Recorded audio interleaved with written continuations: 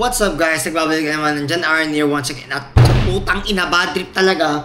Itong bad trip episode 4 natin, merong multiple choices na pagpipilian ko sa pag-ibig. Alam nyo kung ba't ko na-topic to? Bad trip ako eh. Tang ina. Ngayon, unang-una sa lahat, yung mga Transformers. Autobots, roll out.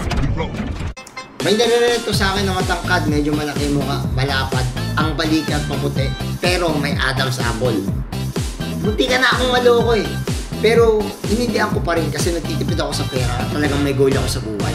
At unang-una, fun fact, walang babae pong may Adam's apple at kung meron man, abnormal yon at rare mangyari yon. Pero majority of time, only men can have Adam's apple talaga. Tapos yung mga babae na may BF, pero sinasabi nila na single sila, marami ako nakikilalang ganyan at clingy sa ibang lalaki. Sa boy best friend nila. Boy best friend? Utang ina nyo. Yes!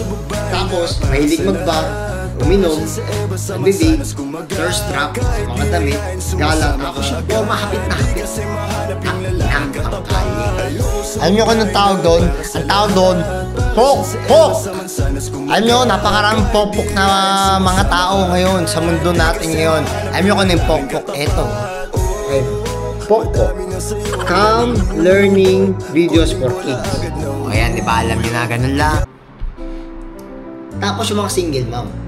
Hindi naman lahat masama. Kaya sila iniiwalay yan. Hindi naman sila masama.